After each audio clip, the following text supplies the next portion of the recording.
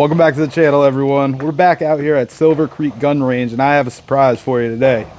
I put together my first budget 300 blackout. Let's take a look at this thing. So I had a couple of these New Frontier LW4, I think graphite and carbon fiber lowers kicking around, and I decided to throw together a little budget 300 blackout for you guys. Not too sure how I feel about the lower, but I think at the time I paid 50 bucks for it and I bought 3 of them.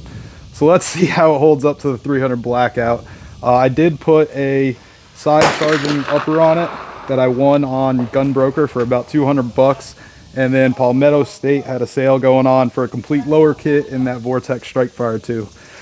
As long as this lower holds up to the 300 blackout, I'll consider building the other ones. But right now I'm in this rifle about 500 bucks. And it's just going to be a budget, fun rifle, maybe. I don't know. I've never had a 300 blackout, so let's try it at 25 yards. All right, I'm not going to lie. I have a little bit of reservation using the plastic lowers, but I have them, so I may as well try them. So we got a 20-round mag, got some 300 blackout. Let's get some rounds downrange.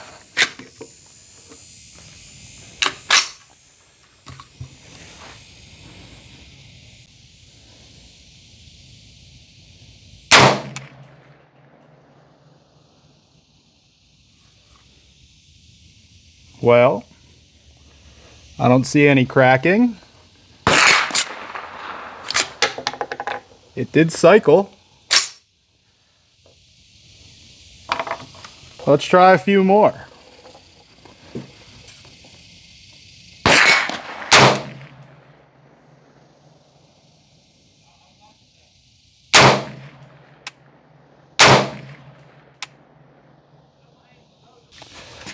Before we put more shots down range, I'm gonna crack it open, make sure I don't see anything that shouldn't be there.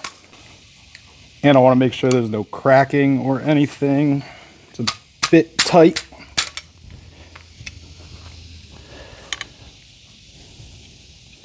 I mean,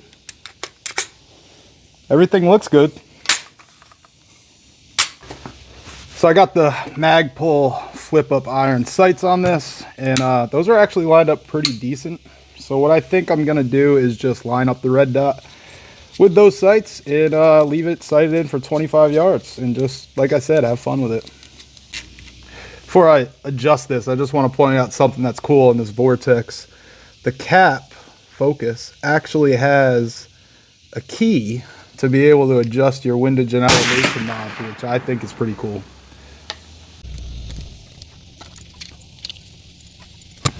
Got the red dot dialed in now, lined up on the iron sights. Let's get a couple shots at 25 yards and see how this thing shoots.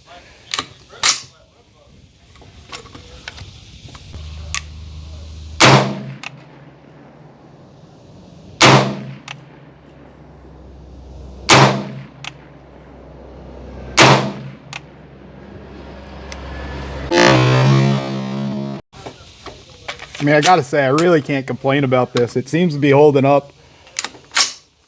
That Vortex Strike Fire is already on point. That's at 25. Let's get a couple at 50. See how it shoots.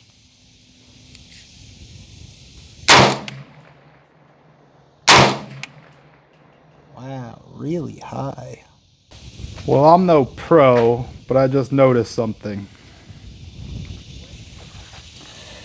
It appears that maybe the handguard loosened up at some point. Plastic receiver's doing great, but the upper. Fortunately, this was a bit of an ill-prepared trip, and I don't have any tools with me. Not that I know how to fix it anyway, because I'm not really a gunsmith or an AR mechanic. I just watched the video and put it together. I guess I'm going to call that a wrap.